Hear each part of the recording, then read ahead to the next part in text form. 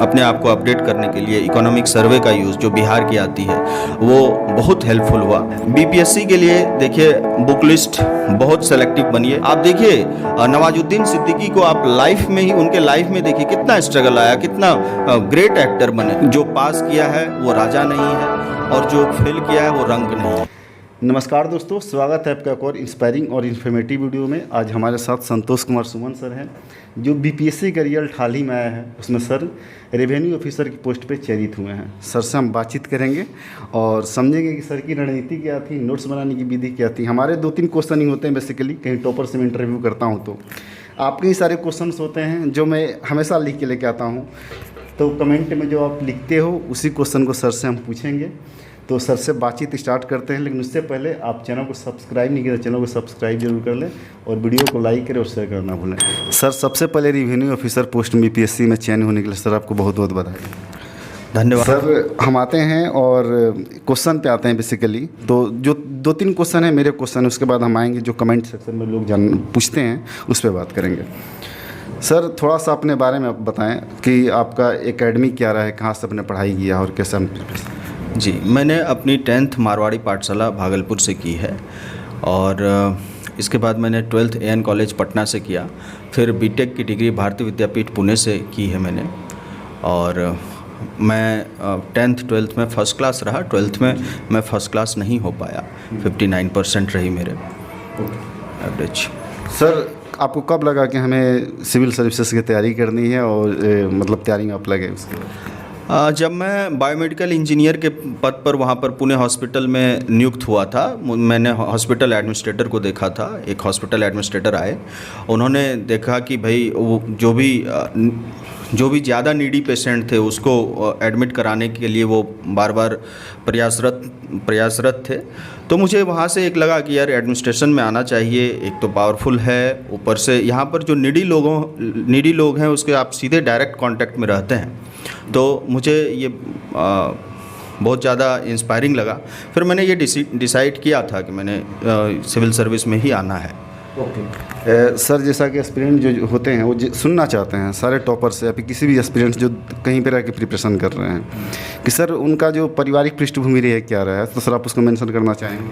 मेरी पारिवारिक पृष्ठभूमि बहुत हम्बल रही। मतलब मेरे पिताजी एक किसान रहे, प्राइवेट शिक्षक भी हैं। घर में पढ़ाई लिखाई का माहौल रहा। मेरी माँ गृहिणी है और मैं थैंकफुल हूँ अपने पिताजी का कि घर में पढ़ाई लिखाई का माहौल रखा। मेरे चाचा जी PWD में इंजीनियर हैं, सभी लोग अच्छे जगह पर हैं।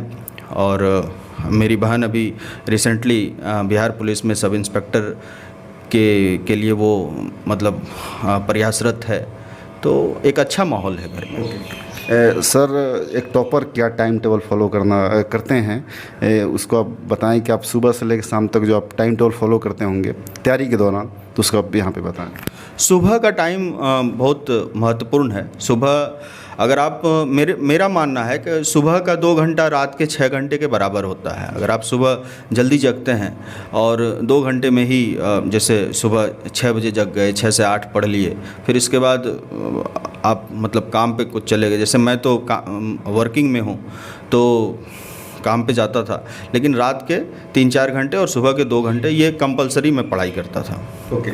सर, जैसा कि हम इंटरव्यू शूट करने से पहले बात जब कर रहे थे, आपने ये भी मेंशन किया कि एसएससी में नारकोटिक्स के इंस्पेक्टर के पोस्ट पे भी आप पहले चयनित हो चुके हैं एसएससी CGL के माध्यम से। तो सर, तैयारी जब आप कर रहे होंगे बीपीएससी की, सिविल सर्विसेज की, तो सर एसएससी की जॉब और इसमें कैसे तालमेल बैठाते थे? देखिए, जॉब मैं मतलब कम इन्वॉल्व था। काम करना ठीक है। मेरे को विभाग में वहाँ पर मैं शुक्रगुजार हूँ, विभाग ने हमें कम काम दिया। गुवाहाटी पोस्टिंग में कम है काम, और इस चीज़ को मैंने अच्छी तरह से यूटिलाइज़ किया। सुबह जैसे 2 घंटे मैंने कहा, 2 घंटे मैं पढ़ता था, शाम में 4 घंटे पढ़ता था। और मैंने एक चीज़ का ख्याल रखा कि नियमित मैंने पढ़ाई की। ठीक है, 4-5 घंटे 6 घंटे ही सही, लेकिन मैं नियमित रहा। तो सर ये मेरे कुछ बेसिक सवाल थे, क्योंकि मैं भी प्रिपरेशन के दौर से भी गुजर रहा हूँ।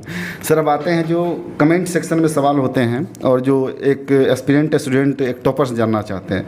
पहला क्वेश्चन निकी मेहता जी का जो ये पूछ रही है एक टॉपर से, जब है जीएस पेपर 2 का जो ज्योग्राफी और इकोनॉमिक्स और साइंस टेक वाला पार्ट होता है उसे कौन से बुक से कवर किया जाए, क्योंकि सर बीपीएससी का जो एग्जाम होता है सारे क्वेश्चंस होते हैं वो बीपीएससी के परिप्रेक्ष्य में ही पूछे जाते हैं। इकोनॉमी के लिए आस्था का नोट्स बहुत मेरे लिए वरदान साबित हुआ। श्री राम का भी नोट्स कुछ सेक्शन जैसे एग्रीकल्चर है और आप अपने आप को अपडेट करने के लिए इकोनॉमिक सर्वे का यूज़ जो बिहार की आती है वो बहुत हेल्पफुल हुआ बिहार गवर्नमेंट की। मैंने सब का पर्टिकुलर नोट्स बनाया। जो हॉट क्वेश्चन है उसका मैं एक चेकलिस्ट तैयार किया। 18-19 क्वेश्चन आते हैं हॉट क्वेश्चन में, उसका मैंने चेकलिस्ट तैयार किया और उस क्वेश्चन को मैंने अच्छे से सोर्स जैसे आस्था के नोट्स को, इकोनॉमिक सर्वे को और श्री राम के नोट्स को मैंने सोर्स मान के एक 18-19 क्वेश्चन का एक नोट्स तैयार किया खुद का, और मैं वही 18-19 क्वेश्चन पे नोट्स हो तो आप दिखा सकते हैं। जी, जैसे मैं हिस्ट्री का जैसे बोल रहा हूँ, अभी मैंने इकोनॉमी की बात की लेकिन अभी मेरे पास हिस्ट्री एक सामने है। आप देखिए बिरसा मूवमेंट का मैंने नोट्स जो बनाया है इसमें मैंने देखिए पिक्टोरियल फॉर्मेट में जो भी बिरसा की एक्टिविटी है उसको मैंने समझाने की कोशिश की। ये मैपिंग और डायग्राम और फ्लो चार्ट ये आपको काफ़ी मदद करेगा। ये देखिए बिरसा मूवमेंट जो हुई और उसमें बिरसा मुंडा का जो रोल हुआ उसमें आप देख लीजिए बिरसा कौन थे, रेस्क्यूअर, प्रीचर, सेवियर, उसको मैंने एक डायग्राम में बना के एक बहुत अच्छे तरीके से मतलब पिक्टोरियल फॉर्मेट में, ताकि आपकी जो नोटबुक है मतलब जो आपने आंसर लिखा है वो एक तो अलग हो जाए और दूसरा कि ये दिखने में एक काफ़ी अट्रैक्टिव है। लोग देखिए जांचक को बहुत कम टाइम होता है आपको इवेल्युएट करने के लिए, ऐसा नहीं है कि पूरा दिन भर उसको टाइम है। तो आप जितना डायग्राम, फ्लो चार्ट और ग्राफ, टेबल का यूज़ करेंगे आपको फ़ायदा होगा। सर अब नेक्स्ट क्वेश्चन पे आते हैं। अंकित दुबे जी हैं जो ये क्वेश्चन रखे हैं कि बीपीएससी के लिए लास्ट मंथ की रिवीजन स्ट्रेटेजी क्या होनी चाहिए। सिलेबस बहुत वास्ट है और हर टॉपिक को पढ़ना उन्हें कहीं ना कहीं असंभव फील होता है। उनका ये बहुत ही पर्सनल क्वेश्चन है, तो सर इसको आप एड्रेस कर दीजिए। जी, इसके लिए चेकलिस्ट बनाइए। हर सब्जेक्ट का एक चेकलिस्ट बनाइए और चेकलिस्ट में प्रीवियस ईयर क्वेश्चन को देखकर बनाइए। आप देखेंगे साइंस एंड टेक्नोलॉजी के सिर्फ 6 क्वेश्चन हैं, इकोनॉमी के सिर्फ 18 क्वेश्चन हैं, हिस्ट्री के सिर्फ 18 क्वेश्चन हैं। मेरे पास सारे चेकलिस्ट हैं, मैं आपको बताता हूँ। ये जैसे साइंस एंड पॉलिटी है तो पॉलिटी में आप देखेंगे 17-18 क्वेश्चन है और इसका आप देखेंगे गवर्नर एकदम कॉमन क्वेश्चन है, पंचायती राज इंस्टीट्यूशन एकदम कॉमन क्वेश्चन है, ठीक है। उसी तरह से अब जैसे मैं साइंस एंड टेक्नोलॉजी उठाया, आप देख लीजिए ISRO, nuclear technology, defence, biotechnology, मतलब सिर्फ 7-8 टॉपिक ही आपको तैयार करने हैं, ऐसा नहीं कि सब कुछ तैयार करना। अच्छा, इस 7-8 टॉपिक के लिए बिल्कुल ऑथेंटिक मटेरियल आप यूज़ कीजिए। जैसे कि जैसे साइंस एंड टेक के लिए वाजीराम का नोट्स आप ले सकते हैं। अगर आपको वो कठिन लग रही है, आस्था का नोट्स भी मार्केट में अवेलेबल है, बहुत बढ़िया। मैंने ऑनलाइन मंगा लिया था उसे और फिर उसको मैंने यूटिलाइज़ किया। और हाँ, एक चीज़ ध्यान जरूर रखिएगा, नोट्स हमेशा हैंड रिटन होना चाहिए, खुद का हैंड रिटन नोट्स होना चाहिए। मैंने देखिए कोविड-19 पर जो बनाया है कितना मतलब पिक्टोरियल फॉर्मेट में मैंने पूरा डायग्राम के साथ बनाया। मैं रेडी था कि अगर कोविड आएगा मुझे ये पिक्चर वहाँ पर रखना है, मुझे ये फ़ोटो रखना है, ये फ्लो चार्ट रखनी है। आप देखिए मैंने RT-PCR टेस्ट जो भी है, मतलब डायग्राम और मैप्स का सहारा आपको मेंस में मार्क्स दिलाएगा।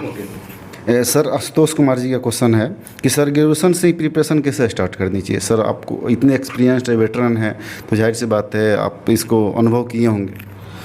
देखिए ग्रेजुएशन से आप जैसे मैं जब 2012 में यूपीएससी का पीटी फेल हुआ था, मैंने ये सोचा कि क्यों ना स्टेप वाइज काम किया जाए।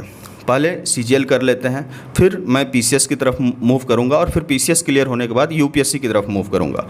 और मैं ईश्वर का धन्यवाद अदा करना चाहता हूं कि ऐसा हो रहा है। एक्चुअली क्या है, मैं एक और बात यहाँ पर ये कहना चाहता हूँ कि जो भी आप डिसाइड करें कभी ये पीछे मुड़ के मत देखें कि मेरा डिसीजन गलत था सही था, उसको आप सही साबित करें। जो भी, जैसे मान लीजिए आपने ग्रेजुएशन के बाद सीजीएल करने की ठानी है, तो सीजीएल जब तक करें नहीं, छोड़ें नहीं। किसी और को, ऐसा नहीं कि सीजीएल के साथ किसी और को मिला लिए, किसी और को मिला लिए। अगर आपकी इच्छा हो रही है सीजीएल की तैयारी में, अगर आपकी इच्छा हो रही है कि मुझे पीसीएस करना है, बिल्कुल करें, लेकिन सीजीएल होने के बाद। जैसे आप अब मान लीजिए पीसीएस, मुझे आईएएस करना था, मैंने पीसीएस, मेरे दिमाग में आया कि मुझे पीसीएस करना है, तो पीसीएस मैंने किया। पीसीएस की तैयारी के दौरान ही मुझे लगा कि आईएएस इससे बहुत बेहतर है, तो मतलब पीसीएस होने के बाद अब मैं आईएएस करूंगा। मेरे कहने का ये मतलब है कि स्टेप वाइज स्टेप बढ़ें। ग्रेजुएशन में भी यही होता है, लोग नौकरी के लिए सैकड़ों फॉर्म भरना शुरू कर देते हैं, किसी एक दो पर आप कंसंट्रेट करें, ज़रूर रिजल्ट होगा। ओके सर, नेक्स्ट क्वेश्चन ये है, विवेक पटेल जी आपसे जानना चाहते हैं कि सर कोई बिगनर है तो उसे आंसर राइटिंग की शुरुआत कैसे करनी चाहिए? देखिए, आंसर राइटिंग के लिए बहुत ज़्यादा वरी मत कीजिए। आंसर राइटिंग जो है वो मतलब एक आप में डेप्थ हो जाए नॉलेज की, कुछ दिन सब्र रखिए, एक डेप्थ हो जाए, 3-4 महीने 5 महीना सब चीज़ों से आप परिचित हो जाएं, है ना। जैसे पॉलिटी का एक बेसिक आइडिया आपको मिल जाए, आप इकोनॉमी का एक बेसिक आइडिया मिल जाए। जब मान लीजिए आपको जीडीपी समझ नहीं आ रहा है, तो फिर आप कैसे आंसर लिख पाएंगे? तो एक समझ होने के बाद 3-4 महीना आप सब्र करें, और इसके बाद फिर खूब आंसर लिखें। एक पर डे एक ही आंसर लिखें, ज़्यादा नहीं। साल भर में 365 दिन होता है, 365 आंसर हो जाएंगे। और या बीपीएससी में सिर्फ 180 क्वेश्चन है हार्डली, पेपर 1, पेपर 2 और आपका ऑप्शनल मिला के। सर नेक्स्ट क्वेश्चन ज्योति कुमारी जी हैं, जो जानना चाहती है कि सर बीपीएससी के लिए बुक लिस्ट बता दीजिए, और करंट के लिए आपकी नज़र में कौन सी बेस्ट मैगजीन है? बीपीएससी के लिए देखिए, बुक लिस्ट बहुत सेलेक्टिव बनिए। पॉलिटी के लिए एम लक्ष्मीकांत है, इकोनॉमी के लिए आस्था का नोट्स है, इसके बाद हिस्ट्री के लिए सृजन की नोट्स आती है, एक छोटी सी नोट्स आती है। इसके बाद साइंस एंड टेक के लिए आपने फिर से आस्था का नोट्स मैं रिकमेंड करूँगा, मुझे बहुत अच्छा लगा था। इसके बाद आप साइंस एंड टेक के लिए वाजीराम भी ले सकती हैं, कोई दिक्कत नहीं है। और एक बिहार स्पेशल का, हाँ, बिहार स्पेशल के लिए जो है इसकी बुक आप पढ़ सकते हैं। मैंने अरिहंत इंग्लिश मीडियम में पढ़ा था, अरिहंत की बुक जो है वो काफ़ी यूज़फुल रही। और इकोनॉमिक सर्वे ऑफ बिहार ज़रूर पढ़िएगा। प्रीलिम्स में 4-5 क्वेश्चंस वो डाल रहे हैं इकोनॉमिक सर्वे बिहार से, और मेंस में तो इकोनॉमिक सर्वे आपको बहुत मदद करने वाला है अगर आपने वो किया तो। सर ये था कमेंट सेक्शन से लिया गया सवाल। मैं भी एक एस्पिरेंट ही हूँ तो सर मेरे भी 1-2 सवाल मैं भी आपसे करना चाहूँगा। इससे तैयारी के दौरान, जैसे कि जो भी तैयारी करते हैं एस्पिरेंट, तो जब सक्सेस हो जाते हैं तो उनकी बात सारी लोग सुनते हैं। तो सर एक जर्नी में डिमोटिवेशन भी आने लगता है कि प्री होना, मेंस नहीं होना, मेंस होने के बाद इंटरव्यू नहीं होना। तो सर पर्सनली आप उसको कैसे हैंडल करते थे? देखिए, सक्सेस और फेल्योर में कोई फ़र्क नहीं है, 2 नंबर 3 नंबर का फ़र्क है, कोई फ़र्क नहीं है। मैं आज भी, मेरे बहुत सारे डिज़र्विंग कैंडिडेट हैं जो मतलब मेरे दोस्त लोग हैं जो बहुत डिज़र्विंग हैं, मुझसे भी ज़्यादा डिज़र्विंग है। ठीक है, एग्ज़ाम में हो सकता है परफॉर्म नहीं कर पाए, कुछ दिक्कत हो गई, तो वो आज मेरिट में नहीं है। लेकिन ऐसा नहीं है, सक्सेस और फेल्योर में कोई फ़र्क नहीं होता, कोई ख़ास फ़र्क नहीं होता। 2 से 3 मार्क्स का फ़र्क होता है, और उसी एग्ज़ाम के माहौल का फ़र्क होता है। जैसे आपने कोई एग्ज़ाम में माहौल को से तनाव में आ गया, परेशान हो गया, हो सकता है वो परफॉर्मेंस गड़बड़ कर गया, तो देखिए इससे डीमोटिवेट मत होइए। जो पास किया है वो राजा नहीं है, और जो फेल किया है वो रंक नहीं है, दोनों बराबर है, थोड़ा सा अंतर है ना। और एकदम मोटिवेट बना के रखिए, एकदम ज़रूर होगा। ओके सर, अंतिम क्वेश्चन आपसे करना चाहता हूँ कि जो भी आपको स्टूडेंट सुन रहे हैं, आप एक टॉपर हैं बीपीएससी में, अपने रेवेन्यू ऑफिसर में आपने टॉप किया है, तो सर उनके लिए आप 2 शब्द कहें कि जिससे उनको मतलब आपकी जो बात है उनको लगे कि हाँ, एक टॉपर ने जो बात कही उससे आत्मसात करना चाहिए। देखिए, मैं बस यही कहता हूँ, मैं हमेशा खुद से भी यही कहता हूँ यार, थोड़ा मजाकिया लहजा है लेकिन एकदम फिट बैठता है हमारे लिए। जब तक तोड़ना नहीं है, छोड़ना नहीं है, चाहे जो हो जाए। आप देखिए नवाजुद्दीन सिद्दीकी को आप लाइफ में ही, उनके लाइफ में देखिए कितना स्ट्रगल आया, कितना ग्रेट एक्टर बने। आप उसकी एक से एक मूवी आ रही है, और सीखिए उन लोगों से। जो चाहता है दृढ़ इच्छा शक्ति मन में हो तो क्यों नहीं, कोई चीज़ संभव है। Okay sir, thank you so much कि आपने बहुत कीमती समय निकाल कर हमसे बात किया और आप बहुत सारे एस्पिरेंट सुने हैं। सर आपके उज्जवल भविष्य की हम कामना करते हैं और उम्मीद करते हैं कि आप एक कुशल प्रशासक होंगे और आगे और भी आने वाले समय में बड़े बड़े उपलब्धि को आप मतलब प्राप्त करते जाएंगे। Sir thank you so much मुझसे बात करने के लिए और बहुत लोगों को मोटिवेट करने के लिए। जी धन्यवाद सर। जी सर, कुछ और कहना चाहते हैं? खूब लड़िए, लड़ाई को, संघर्ष को एंजॉय कीजिए, एकदम जरूर जीत होगी। ओके, उम्मीद करता हूँ कि दोस्तों आपको वीडियो इंस्पायरिंग लगी होगी, इन्फॉर्मेटिव लगी होगी। आपके कुछ कमेंट जो थे आपकी क्वेरी पूरी हुई होगी। यदि फिर भी आपके कोई ऐसे क्वेश्चंस हैं तो इस कमेंट बॉक्स में लिखिए। आगे किसी टॉपर से जब बातचीत होगी तो वहाँ पे क्वेश्चन को हम रखेंगे और वहाँ पे फिर टॉपर से हम बातचीत करेंगे। Thank you so much. Video को लाइक करो, सब्सक्राइब करो, चैनल को सब्सक्राइब करो और वीडियो को शेयर करना ना भूलें।